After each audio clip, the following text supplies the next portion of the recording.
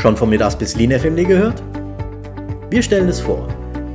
Heute ist das Control Panel dran, mit dem das gesamte System kontrolliert wird. Viel Spaß!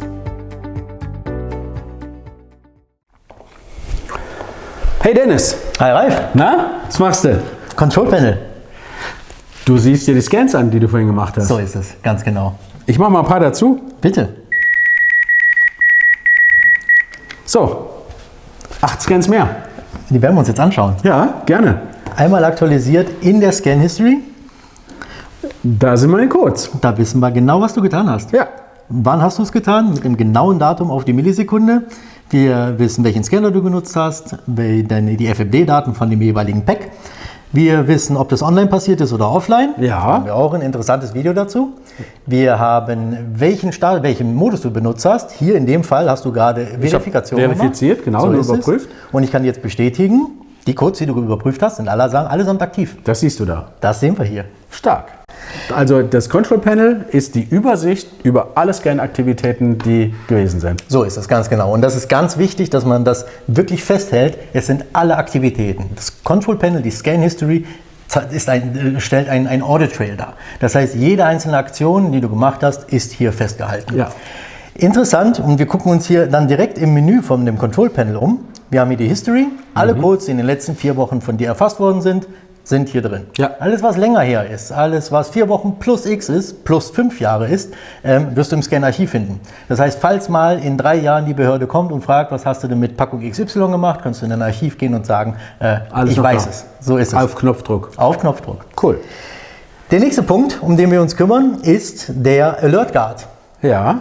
Falls denn mal zwischendurch irgendwas schief läuft, ein Ja. Alarm aufpoppt, Ja. hast du eine Übersicht, die wir Alert Guard nennen. Ich sehe hier 2 Einträge von vorgestern Genau. mit dem Resultat Unknown Serial Number. Da ist also mit der Seriennummer was nicht in Ordnung. So ist es.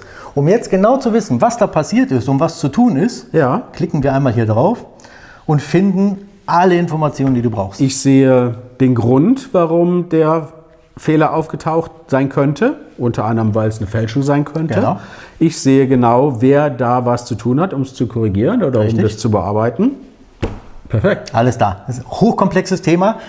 Sieht auf dem Bildschirm sehr einfach auf, weil wir viel Arbeit dafür geleistet haben, aber es ist sehr, sehr komplex. Sehr, sehr viele Funktionalitäten dahinter. Da machen wir ein eigenes Video draus. Sehr gut. Verlinken wir direkt hier in der Videobeschreibung. Hingehen, lohnt sich. Ja, Wir machen Alert jetzt, Management. Ja. Alert Management, so ist es. Wir machen jetzt hier weiter, und zwar, wenn wir jetzt mal in die Einstellungen gehen, haben wir hier das Device Handling. Ja. Device Handling, du musst dir vorstellen, das System dient als Hub. Du kannst etliche Scanner anmelden, so viel wie du möglich, und jeder Scanner wird dann in deine Scan History, in dein Audit Trail reinscannen. Okay, also ich habe 5 verschiedene Scanner, brauche einen 6., den melde ich neu an, dann habe ich 6 Scanner mit 6 verschiedenen Namen, und ich sehe immer dann auch in der Übersicht, mit welchem Scanner gescannt wurde. So ist es, ganz genau. Das Ganze können wir dann nochmal ein bisschen mehr einschränken, indem wir uns unser User Handling angucken.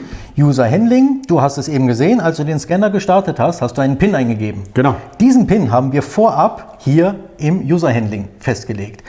Ich klicke jetzt einfach mal auf Ralf, das bist du. Genau. Und jetzt sehen wir hier deinen Namen, einen PIN-Code, den du eben genommen hast, um dich im System anzumelden. Ja. Und wir sehen hier unten Erlaubnisse. Das heißt, du kannst vorher im Control Panel festhalten, welcher User welche Rechte bekommt. Zum Beispiel, wenn wir jetzt sehen hier, und das ist ganz wichtig, nicht aktiviert, was du nicht darfst, ist als zerstört markieren und als gestohlen markieren. Warum? Sind die einzigen beiden Modi, die du nicht rückgängig machen kannst.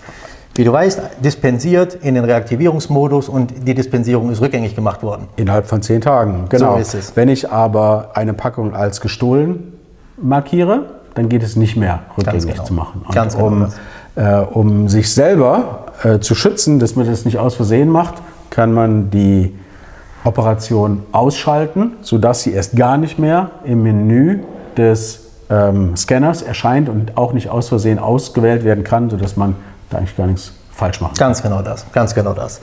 Das Sicherheit über allem. Okay.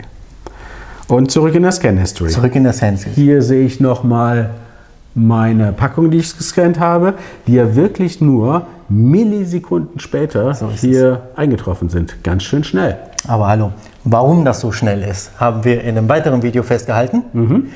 Schon direkt hier unten verlinkt. Geht sich um den Gesamtspeed der FMD Solution und schauen wir uns dann an. Wir haben wieder was gelernt. Ganz lieben Dank. Gerne. Und auf das neue Video mit dem Schnellscannen, da freue ich mich. Ich mich auch. Alles Gute. Alles klar. Tschüss. Tschüss.